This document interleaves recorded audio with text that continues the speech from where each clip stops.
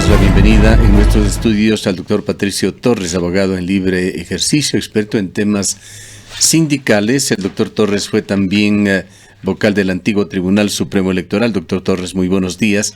Siempre contra el reloj las cosas en el Ecuador. Aparentemente se llegará o se intenta llegar en forma oportuna con un proyecto de reformas al Código de la Democracia para que sean aplicables para el 2021. ¿Cómo ve usted esta iniciativa?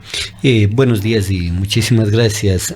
Digo, bastante dispersa sobre la base de el conjunto de opiniones que se vienen dando y propuestas, diríamos, de orden legislativo, que se han hecho fundamentalmente sobre la base de reformas al denominado Código de la Democracia. Y digo porque, por un lado, hay una propuesta que oficialmente la ha hecho la presidenta del Consejo Nacional Electoral, en donde establece un conjunto de reformas que la vamos a plantearlo. También hay propuestas realizadas por el Tribunal Contencioso Electoral y de la discusión, como usted bien lo ha señalado, pues por varios legisladores, pues hay un conjunto de ideas. Entonces digo, bastantes dispersas, que podemos sintetizar fundamentalmente en que considero yo que van a ser tratadas, van a ser resueltas y que obedecerán fundamentalmente, diríamos, a una mayoría legislativa, que tiene que ver fundamentalmente con los siguientes aspectos.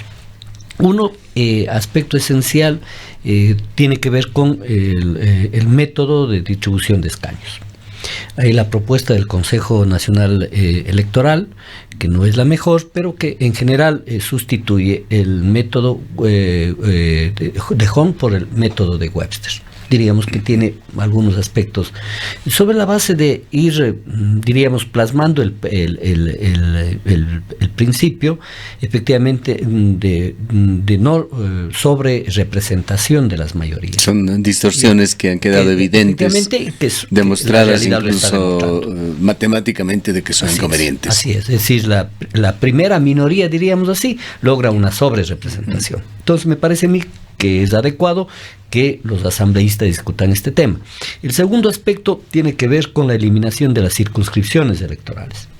Recuerdo que, por ejemplo, se borra, se anula el principio de la representación provincial con respecto, por ejemplo, a los asambleístas provinciales, y que a su vez también fortalece esa tendencia de la sobrerepresentación de las mayorías.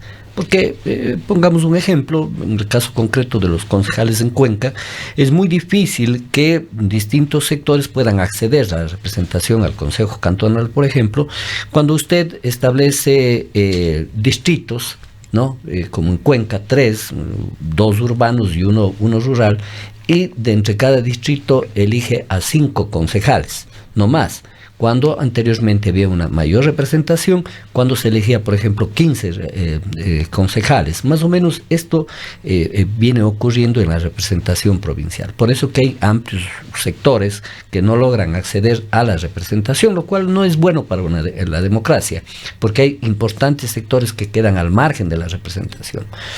Más o menos, como se dice, una elección presidencial, la tendencia fundamental o las fuerzas políticas mayoritarias igual se sobre representan, diríamos, con el tema de las circunscripciones. Entonces considero que también, por ejemplo, es algo importante y que puede permitir la democratización de la representación. El tercer aspecto creo que tiene que ver con algunas propuestas que me parece a mí que son correctas, expresan el criterio de distintos sectores. Por ejemplo, el hecho de que las mujeres tengan la representación del 50% en las listas. Habría que ver el mecanismo. Es muy complejo, o sea, de cómo se podría obligar, diríamos, a los movimientos o partidos políticos, que es a la final quien deciden quién encabece la lista. Por ejemplo, en la provincia de La Suay, ¿no es cierto?, se eligen 5 representantes, y entonces habría que ver el mecanismo, cómo se obliga a los sujetos, o a cuál de los sujetos políticos, para que pongan, diríamos, como cabeza de lista, diríamos, como prioriza. Claro, entonces habría que ver el mecanismo, pero yo creo que es evidente, para evitar no solamente lo que ha ocurrido aquí con el tema de la vicealcaldía, sino sobre todo porque es efectivamente una realidad. un poco los abogados saben señalar que las normas o las reglas de carácter jurídico no son más que la expresión de una realidad concreta. Y hoy la población, y creo que en Ecuador mayoritariamente incluso son mujeres, y por lo tanto tiene que haber una representación de esa naturaleza. En cuanto a los plazos, ¿cómo estamos? ¿Hasta cuándo se deberán presentar estas reformas? Si mal no recuerdo, está mediados de febrero, en virtud pues de lo que establece el Código de la Democracia, que no se pueden hacer reformas de carácter electoral hasta al menos un año antes de que se dé, diríamos, las elecciones. Por lo tanto, yo considero que y de lo que se ha visto en la Asamblea Nacional, hay el interés efectivamente diríamos hasta fin de año tramitar las reformas electorales. La complicación se daría en función efectivamente de que siempre se ha señalado en el ámbito electoral, en temas de asignación de escaños, en temas de circunscripciones, en temas de financiamiento, prevalece efectivamente ya el interés de cada uno de los partidos o movimientos, y entonces habrá que mirar no es todavía muy evidente la configuración de la Asamblea Nacional en tanto a mayorías y minorías, que se está evidenciando en las votaciones, diríamos, muy sui generis que se están dando en los actuales momentos. Lo cierto es que si la próxima semana no se resuelve, ya no se aplicarían. No, se tiene hasta febrero para poder aprobar las reformas de carácter electoral. Yo digo, y por eso creo que hasta fin de año, de acuerdo a cómo se establecen los plazos en la Asamblea, porque creo que hay el interés de la mayoría de organizaciones políticas en hacer determinadas reformas. Y el otro tema, el tema del gasto electoral. Vea, hoy se establece, a mí me parece de que lo que pasa es que hay instrumentos de carácter legal, pero el problema es la composición, en este caso, pues, del órgano del Consejo Nacional Electoral, hoy también del Tribunal Contencioso Electoral. Ha habido durante estos últimos 10 años, y aspiramos, me parece que jugó un papel importante el Consejo Nacional Electoral de Transición, pero hoy también se están planteando, por ejemplo, recuerdo que nosotros teníamos una unidad del gasto electoral, y que estaba conformado a su vez también por personas representantes de cada uno de los partidos y movimientos, y hubo, como experiencia se señala, por ejemplo, se establecieron multas altas contra el partido, por ejemplo, de Álvaro Noboa, con multas de 6 millones de dólares, es decir, en función de que efectivamente existe un control. Hoy se plantea la conformación pero el ejemplo más grande de descontrol, de caos en esto es el caso Sobornos 2012-2016. Así es. En donde se extorsionó a empresas para que den fondos al partido de gobierno, se lo utilizó de manera totalmente discrecional estos fondos, y esto no era sino la punta del ovillo para desencadenar un enorme sistema de corrupción en el cual se entregaban contratos millonarios que eran sucesivamente revisados una y otra vez para hacer obra pública con enormes sobreprecios. Ese es el meollo del asunto. ¿Cómo puede contribuirse a través de reformas en el Código de la Democracia para que esto no vuelva a suceder? Mire, lo que pasa es que efectivamente se tendrían que establecer y ampliar el catálogo, diríamos, de las infracciones de carácter electoral, en primer lugar. Y en segundo lugar, hay una propuesta de fortalecer la conformación de una unidad de delitos electorales. Yo personalmente no estaría muy de acuerdo, porque efectivamente lo que está ocurriendo en el famoso caso de Arroz Verde tiene que ver efectivamente con el cometimiento de infracciones, ¿no es cierto?, de carácter penal, y lo que le correspondería al órgano electoral es establecer, por ejemplo, efectivamente el cometimiento de infracciones electorales con respecto, ¿no es cierto?, al gasto electoral, que desde ahí usted podría evidenciar efectivamente la fuente de financiamiento. Se podría fortalecer esta unidad, y efectivamente yo creo que ahí tiene que ver con la conformación, diríamos, de este órgano. Y quiero poner un ejemplo sencillo. Durante los últimos 10 años, por ejemplo, jamás se observó o jamás hubo resolución alguna del organismo electoral para para controlar el gasto electoral, en señalar, por ejemplo, que por lo menos hubo exceso de gasto electoral, por ejemplo, en las campañas. Y cuando era evidente, público y notorio, las campañas multimillonarias que han existido en el país, fundamentalmente la promovida por Alianza País, era tan evidente. Y tan evidente era también las fuentes de financiamiento. Era público y notorio, por ejemplo, cuando se señalaba supuestamente de que los funcionarios públicos iban a convenciones, eventos, y usted encontraba todas las instituciones públicas fundamentalmente sin sus directivos fundamentales. Entonces, de lo que se trata es efectivamente de la integración del Consejo Nacional Electoral, que, bueno, yo creo que eso fue un paso anteriormente a cómo está integrado en la actualidad. Vea, tengamos en consideración algo, a pesar de que puede aparecer discordante las opiniones que tienen dos consejeros del Consejo Nacional Electoral, sobre todo Pita y Verde Soto, con respecto a los que hacen mayoría. Sin embargo, son voces u opiniones que pueden alertar sobre algunos temas, diríamos, en general a la ciudadanía.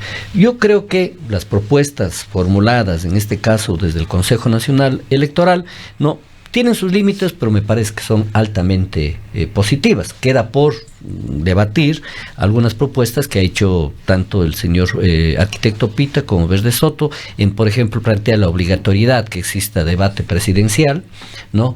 Y del Consejo Nacional, del Tribunal Contencioso Electoral, el hecho, por ejemplo, de que pueda ampliarse el catálogo de las infracciones de carácter electoral. Bien, yendo a otro tema, doctor Torres, usted que es especialista en sindicatos, el día de ayer para participar en un acto público, en conferencias organizadas por sindicatos de la localidad, con motivo de un encuentro nacional de trabajadores, estuvo aquí Leonidas Issa.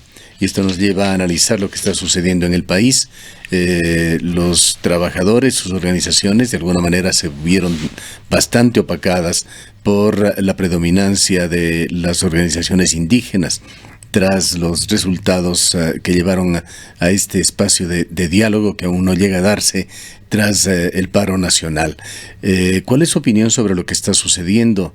Continúan los movimientos indígenas, lo ha dicho Issa, lo ha dicho también Vargas, de que no es el momento para tomar medidas económicas en Ecuador, y evidentemente al escucharles están ellos seguros de que es el momento, sí, para que las organizaciones indígenas fundamentalmente tengan un peso específico en la definición de políticas de Estado. Sin embargo, los plazos corren y en esta semana se tendrán que tomar definiciones sobre el presupuesto nacional. A fin de esta semana tendrá que estar aprobado como de lugar, así lo manda la ley, y en menos de un mes, a partir del jueves pasado, tendrá también que entrar, ya sea por el Ministerio de la Ley o con las reformas, una nueva propuesta económica que el gobierno ha enviado a la Asamblea. Bueno, yo creo que de por medio existe un hecho, y es evidente. Yo no comparto algunos criterios que señalan que el próximo año va a ser un año de tranquilidad. Mirando todas las cifras de carácter económico de nuestro país, incluido el tema del proyecto de ley de simplicidad y progresividad tributaria. Hay un invento incluso hasta de términos, pero con respecto a la aprobación del presupuesto general del Estado y la reacción, diríamos, en general del movimiento social y de las distintas fuerzas políticas, yo creo que los presagios no son buenos para nuestro país. Y digo esto porque si miramos la proforma, digamos, presupuestaria, estamos hablando de un presupuesto de alrededor de 35 mil millones. De 30.000 millones de dólares, más o menos, es lo que se ha planteado el gobierno. En la proforma 2020. 2020. Bueno, podría ser que esté en lo correcto, pero me parece que son 35 mil millones. Porque habla el gobierno incluso de que ha reducido la proforma con respecto al año anterior. Pero la reducción es mínima. Así es. Pero en esencia 35 mil millones. Pero ¿cuáles son los gastos, por ejemplo, que más disminuyen? Es en el ámbito de la inversión. Es decir, no va a haber inversión y por lo tanto la infraestructura vial en general en nuestro país va a tener serios contratiempos. El otro es el ámbito de continuar con una política de endeudamiento externo y que necesariamente va a tener que renegociar el gobierno con el Fondo Monetario Internacional, sobre la base de que se comprometió. 8.000 millones no están financiados en la próxima propuesta. Así es, y ese es. Y entonces, esto deviene, y el problema del presupuesto del Estado es un problema del contexto de toda la economía ecuatoriana. Es decir, si el mismo Fondo Monetario y el mismo gobierno dice que para el próximo año vamos a crecer 0.5% del Producto Interno Bruto, de por sí nos mira un escenario que va a ser muy complejo. Entonces, de hecho, si no se resuelven los problemas, van a haber momentos en los cuales los distintos ministerios no van a tener para pagar sueldos, no van a tener para pagar salarios. ¿Y qué podría resolver los problemas? Yo creo que en lo fundamental y en los actuales momentos tiene que ver con el hecho de que se pretende afirmar, y en forma tibia, diríamos, un modelo sometido, diríamos, a las políticas ortodoxas del Fondo Monetario Internacional, y no le salieron. Y entonces miramos en la misma propuesta que ha enviado el Ejecutivo, ¿no? Porque saben señalar que en la letra chica está el diablo.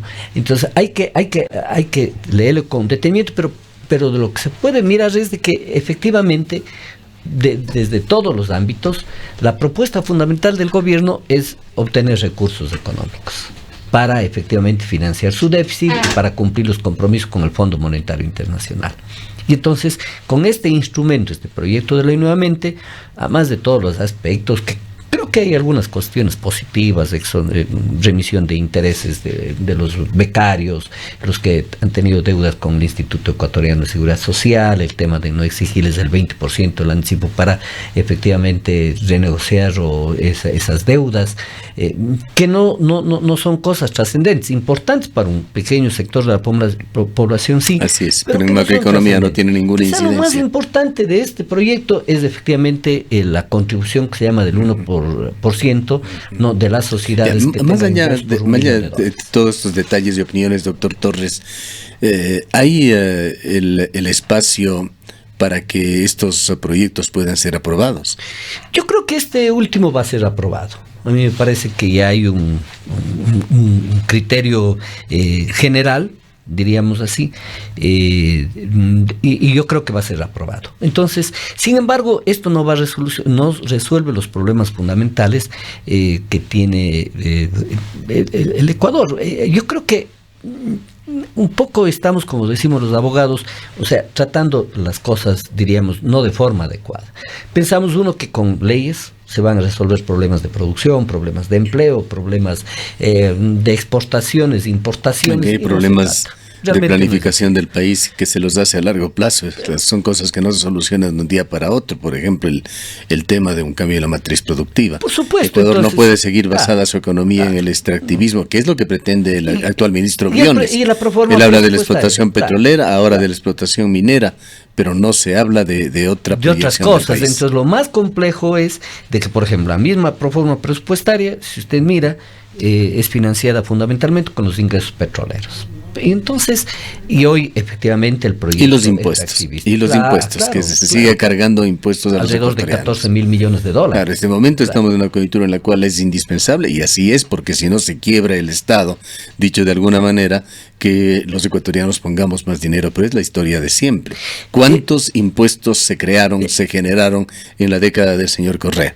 Y no son suficientes, y hay que seguir en la misma tónica. Y es un círculo, porque nos ponen a los ecuatorianos y ecuatorianas, a los pueblos del Ecuador, estar en esta especie de círculo, es decir, ¿no es cierto?, sometidos fundamentalmente, y hay una alta incidencia. Lo que pasa es que estamos en una economía globalizada. ¿Usted ha analizado la propuesta de la CONAIE, que no es solamente de la CONAIE? Se supone que la trabajó también con los trabajadores, con los sindicatos, con sectores como los choferes también. Sí, vea, yo creo que es positiva, no sin sus límites, los límites son en virtud de la propuesta de que es para el momento. Yo no digo ni pero siquiera... no es demasiada aspiracional, y con esto quiero decir más bien en el sentido de utópica. Hay cosas que se sugieren, o sea, que estarían bien como aspiración, pero muy difíciles de lograrlas en la práctica. Precisamente eso es lo que el mérito de la propuesta es introducir otros elementos de debate y que tienen que ver, como lo que usted mismo señalaba, por lo menos debatir un modelo, diríamos, de desarrollo en nuestro país. Porque, por ejemplo, algo muy importante, el principio señalado, el cual yo considero que es correcto, el que más tiene debe, pongámoslo así, aportar más. Pero son temas quizá que en la coyuntura actual está bien traerlos como temas de reflexión, pero van estos, o deberían tomar estos cuerpo en este y el próximo año, ya en el marco de una campaña electoral. Es decir, son los nuevos aspirantes a gobernar este país quienes tendrían que hacer estos planteamientos para que eventualmente se conviertan en políticas de Estado.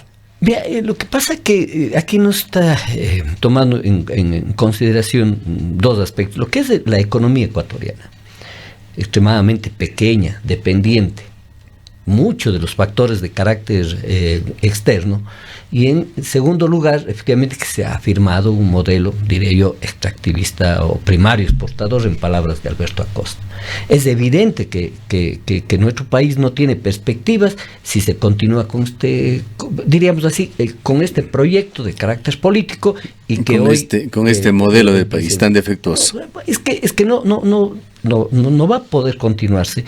En primer lugar, porque la concentración de la riqueza en poquísimas manos, yo quisiera en esto explicarles un poquito a los ecuatorianos. Cuando se habla de la defensa de la propiedad privada, estos grupos económicos fundamentales no lo hacen desde un punto de vista como que su criterio sea el de la mayoría de la población, entendiendo que cuando se afecta esa propiedad o cuando se plantea, por ejemplo, el control al sistema financiero, se está atentando a la propiedad de todos los ecuatorianos, y hay que diferenciarlo. Si en Ecuador no se resuelve este tema, por más, diríamos, mejoramiento de nuestra economía, un crecimiento, no se van a resolver los problemas fundamentales de la población, que tiene que ver con desempleo, que tiene que ver con ingresos, que tiene que ver con posibilidades de trabajo, etcétera. Y entonces, si no se toma medidas con respecto al sistema financiero, para que los ecuatorianos nos demos cuenta, es el sector que nunca tiene problemas. Es el sector que tiene utilidades por sobre los 300 millones de dólares cada año, y que en un momento han superado en su mejor momento. Pero usted quisiera que tengan problemas también estos sectores. No que no tengan, pero regularles sobre la base de que hay una estructura económica en donde que todos los sectores, incluidos los empresariales, usted, yo, cualquiera, trabajamos en función para privilegiar los intereses del sistema financiero. De una u otra forma usted le está dando ganancias, no solamente con el tema del costo de los servicios bancarios, de las tasas de interés. No puede sostener una economía dolarizada con tasas de interés que superan el 12% y en consumo llegan hasta el 20%. Y entonces cuando se habla, por ejemplo, y nos ponen todos los parámetros para adoptar medidas de carácter económico, dicen, los combustibles, miren ustedes, son los más bajos de América Latina, etcétera. Pero nunca se comparan, por ejemplo, salarios. Lo que sí sabemos es que el riesgo país es el tercero ya en Latinoamérica. Y por problemas complejos como estos. ¿Y sabe cuál es uno de los problemas del riesgo país que más miran los organismos estos internacionales? Es el tema de la corrupción. Así es. Bien, el tiempo se nos ha agotado. Muchas doctor gracias. Torres, gracias por su presencia.